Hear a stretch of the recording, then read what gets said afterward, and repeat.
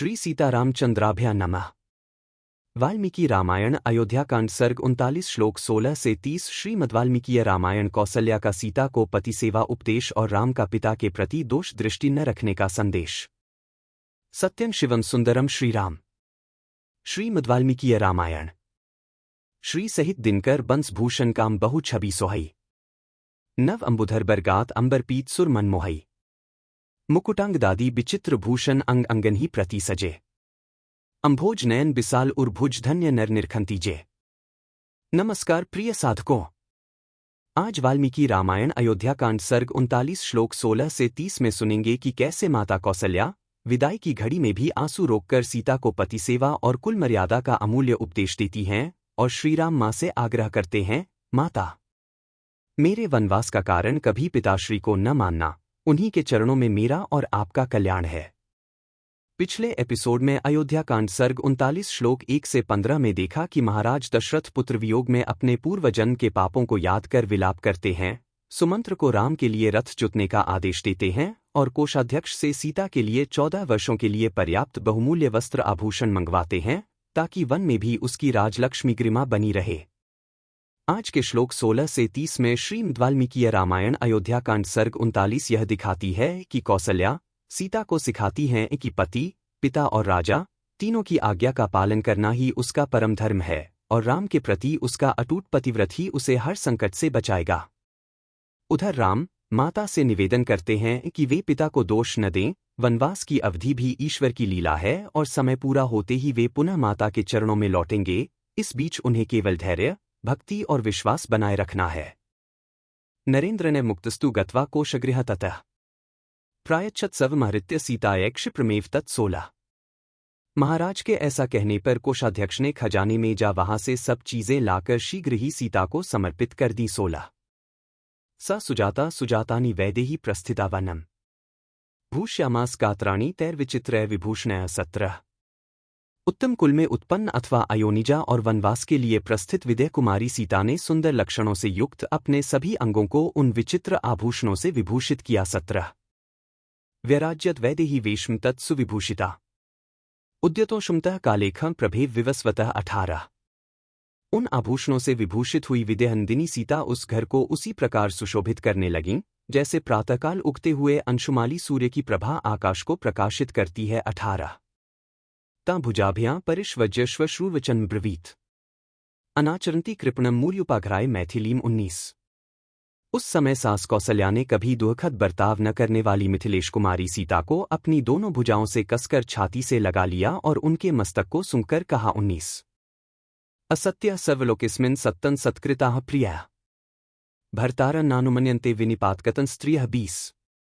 बेटी, जो स्त्रियां अपने प्रियतम पति के द्वारा सदा सम्मानित होकर भी संकट में पड़ने पर उसका आदर नहीं करती हैं, वे इस संपूर्ण जगत में अस्ति दुष्टा के नाम से पुकारी जाती हैं। 20 एष स्वभावो नारीणामनुभूय पुरा सुखम अल्पाम प्याप्तम प्राप्य दुष्यंती प्रजहत्यपि 21।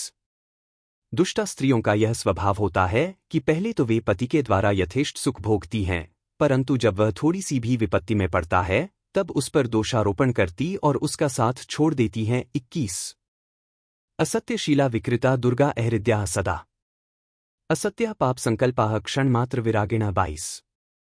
जो झूठ बोलने वाली, विकृत चेष्टा करने वाली, दुष्ट पुरुषों से संसर्ग रखने वाली, पति के प्रति सदा हृदयहीनता का परिचय देने वाली, उल्टा पाप के ही मंसूबे बांधने वाली और छोटी सी बात के लिए भी क्षणमात्र में पति की ओर से विरक्त हो जाने वाली हैं, वे सबकी सब अस्ति या दुष्टा कही गई हैं। 22 न कुलम न कृतम विद्या न दत्त नापी संग्रह स्त्रीणा गृह्णाति हृदयम नित्य हृदया ही ताः 23।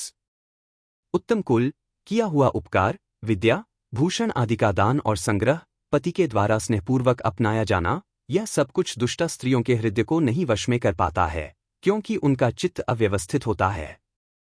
साध्वीना तु स्थिताना तु शीले सत्य श्रुते स्थिते स्त्रीणा पवित्रम परम पतिरेको विशिष्यते 24। इसके विपरीत जो सत्य, सदाचार, शास्त्रों की आज्ञा और कुलोचित मर्यादाओं में स्थित रहती हैं, उन साध्वी स्त्रियों के लिए एकमात्र पति ही परम पवित्र एवं सर्वश्रेष्ठ देवता है। 24 सत्वया नावमंतव्यः पुत्रः प्रव्राजितो वनम तव देव समस्त्वेश निर्धनः सदनोपि वा 25। इसलिए तुम मेरे पुत्र श्री राम का, जिन्हें वनवास की आज्ञा मिली है, कभी अनादर न करना।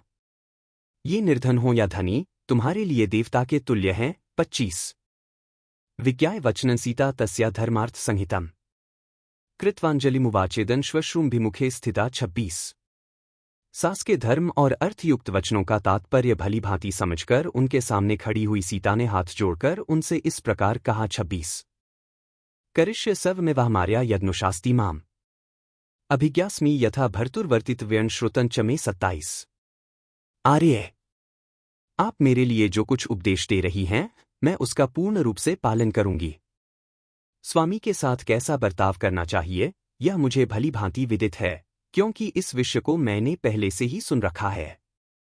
न माम सज्जनिनार्या सामान्यतुमर्हति धर्माद विचलितु नाहमलं चंद्रादिव प्रभा। 28 पूजनीय माताजी, आपको मुझे अस्ति स्त्रियों के समान नहीं मानना चाहिए, क्योंकि जैसे प्रभा चंद्रमा से दूर नहीं हो सकती, उसी प्रकार मैं पतिव्रत धर्म से विचलित नहीं हो सकती। 28 नातंत्री वाद्यते वीणा ना चक्रो विद्यते रथ नाप्तिया सुखमेधेत या स्यात्पी शतात्मजा। 29 जैसे बिना तार की वीणा नहीं बज सकती और बिना पहिए का रथ नहीं चल सकता है, उसी प्रकार नारी 100 बेटों की माता होने पर भी बिना पति के सुखी नहीं हो सकती। 29 मितं ददाति हि पिता मितं भ्राता मितं सुतः अमितस्य तु दातारं भर्तारं का न पूज्येत। 30 पिता, भ्राता और पुत्र ये परिमित सुख प्रदान करते हैं, परंतु पति अपरिमित सुख का दाता है, उसकी सेवा से इहलोक और परलोक दोनों में कल्याण होता है। अतः ऐसी कौन स्त्री है जो अपने पति का सत्कार नहीं करेगी। 30 कल के वीडियो में वाल्मीकि रामायण अयोध्याकांड सर्ग 39 श्लोक 31 से 41 पर मनन करेंगे,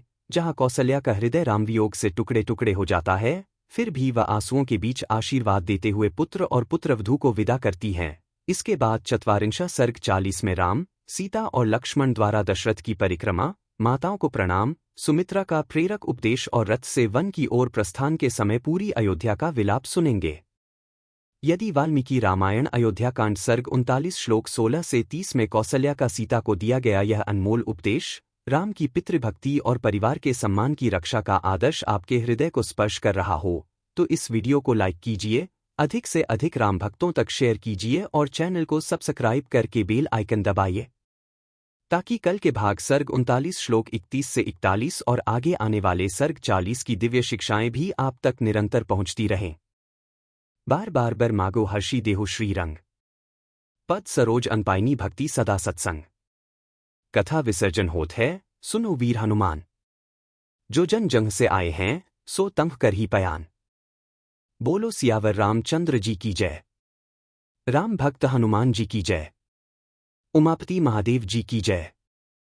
मंगल भवन अमंगलहारी द्रवहु सुत्सरथ अजिर बिहारी दीन दयाल बिरिदु संभारी हरहु नाथ मम संकट भारी। जय सिया राम, जय जय सिया राम।